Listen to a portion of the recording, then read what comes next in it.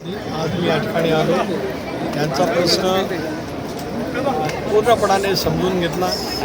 माननीय उच्च न्यायालयाने दिलेले निकाल, त्या संदर्भामध्ये शासनाची भूमिका, प्रकल्पग्रस्तांच्या मागणी, 13चा पुनर्वसन कायदा, त्यांना द्यायचा मोबदला, या साऱ्या बाबतीमध्ये त्यांच्याजवळ चर्चा केली.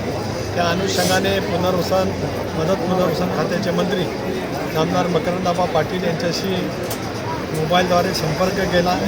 त्यांना विनंती केली की 6 तारखेला या संदर्भामध्ये एक विस्तृत बैठक पुनर्वसन विभागाचे अधिकारी, महसूल आयुक्त, MDचे, सिडकोचे MD, त्यांचे अधिकारी, जिल्हाधिकारी आणि पुनर्वसन अधिकारी प्रांत या सर्वांसह प्रकल्पग्रस्त आणि उपोषणग्रस्त शेतकऱ्यांची बैठक त्या ठिकाणी लावावी. लोकप्रतिनिधींसुद्धा स्थानिक त्या ठिकाणी बोलवावं आणि एकदा या प्रश्नाचा निकाल लावण्याच्या संदर्भात राज्य सरकारने सकारात्मक भूमिका घ्यावी अशी विनंती त्यांना मी केली. त्यांनी मला आश्वस्त केले की 6 तारखेला मी मीटिंग लावतो.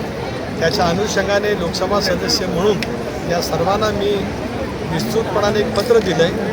मंत्री महोदयांची चर्चा नमूद केली आणि 6 तारखेला बैठक आयोजित केल्याचं त्यांना पत्ररूपाने लिखित या ठिकाणी दिलं आहे.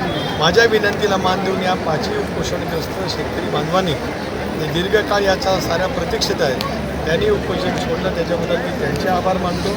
फार मोठ्या प्रमाणावरती गेले 6 दिवस होळीचा पारंपरिक सण असतानासुद्धा प्रचंड प्रमाणावरती शेतकरी बांधव, भगिनी, तरुण युवा वर्ग हे सुद्धा या ठिकाणी उपस्थित राहून त्या प्रकल्पग्रस्तांच्या उपोषणात त्यांनी पाठबळ त्या ठिकाणी दाखवलं. त्यांचेही आभार मानतो.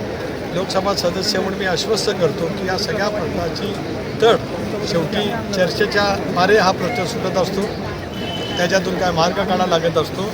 हा जलसिंचन प्रकल्प नाही, तर सिडकोनी MMR रिजनमध्ये पिण्याच्या पाण्याच्या समस्या सोडवण्यासाठी सिडकोच्या फंडातून उभा करण्याचा हा प्रकल्प आहे.